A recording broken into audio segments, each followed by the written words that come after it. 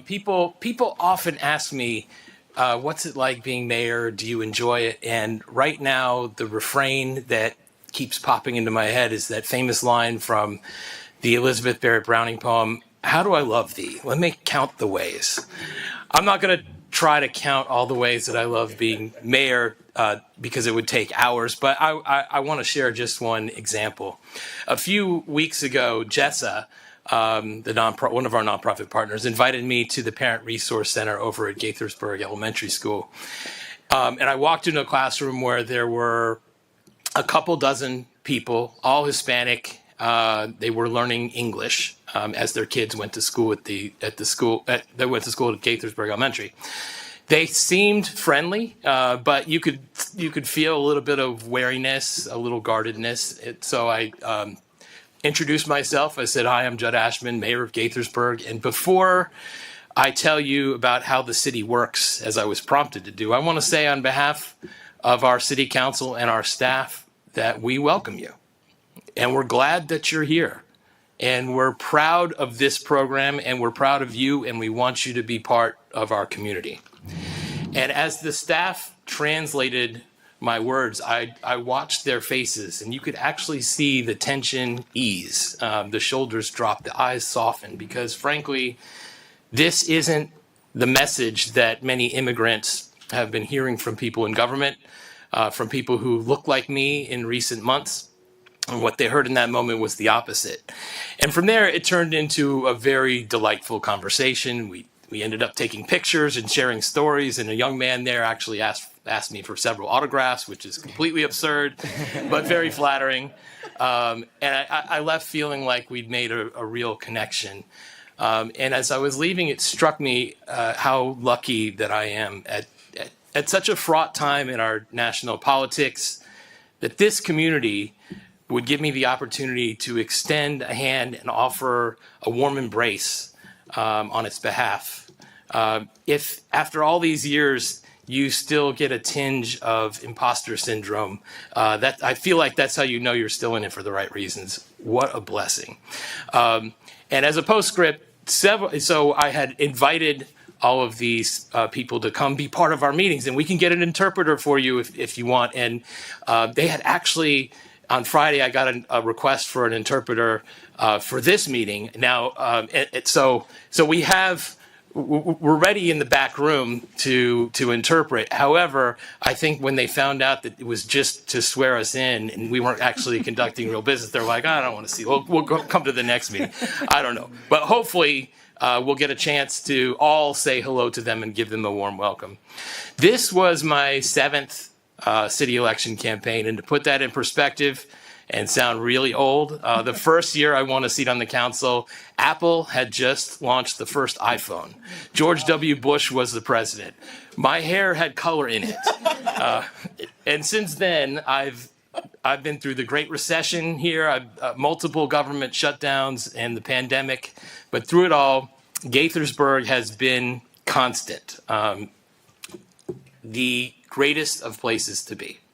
What makes it so great? Well, Shakespeare said it best. What is the city but the people? From the first day here to this day, I have found the people of Gaithersburg to be absolutely wonderful. That's not to say that we live in some sort of impenetrable bubble. Campaigns give you a view of a city that's both telescopic and microscopic. People are generally good and often awesome. I have made some terrific new friends this year. But I think Lisa and Jim would agree that the coarseness and toxicity of national politics has unfortunately seeped into our city in some ways. And I would just remind everyone, it's never healthy when we talk past each other, make assumptions based on labels or appearances, or forget to actually listen. Because every time I knock on doors, I'm reminded the world is more nuanced than that. People are more nuanced than that. The stories that have brought our neighbors to this place together with us are incredible. They're worth hearing, and we need to put down our phones sometimes and get out of our silos and make space to hear them. How do I love our staff? Let me count the ways.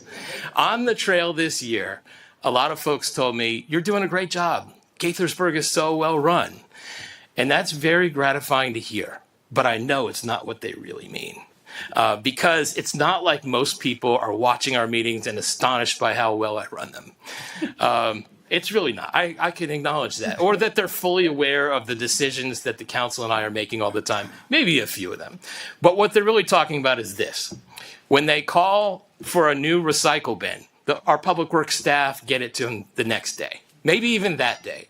When they take a cooking class at Casey, they walk away with techniques that they'll use for life. When they submit a permit for a new deck, our planning and code team helps them get through it quickly and respectfully. What they're feeling is the excellence of our staff. If I can take credit for anything, it's this. Over the 18 years I've been in office here, I've learned, and at times I have preached, that the well-being and morale of our staff is something we must always protect. Because when our staff feel supported, they serve with professionalism and a smile, and that's what makes this community shine. This was a hard-fought election. Everyone got out there to meet the voters and make their cases, and I salute all of the candidates, Tiffany Kelly, Oma Demola Williams, and Chris Toms. They put themselves out there, worked hard, and gave the voters a real choice. They made us all better candidates, and that was good for Gaithersburg and for democracy. I'm thrilled for both Lisa and Jim, both very good friends, terrific public servants. Huge congratulations to both of them and their teams and their families.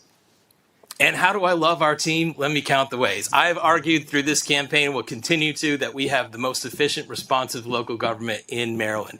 The people at this dais offer a diversity of professional skills, life experience, and leadership approaches. But one thing that all of us have in common is that we're all invested in a proud culture of civility, working to do good by Gaithersburg.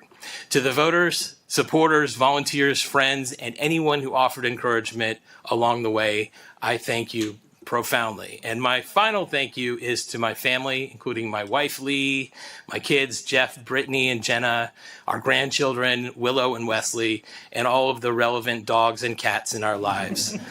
The only job I have that's better than being Mayor Jud is being Papa Jud.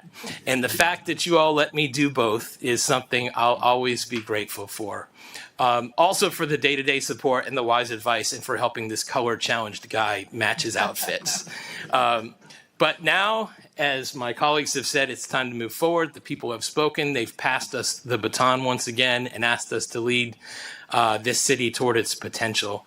I believe as strongly as ever that Gaithersburg can be the very best of America. And as we pursue that vision, may we remember that our greatest successes are collective, not individual.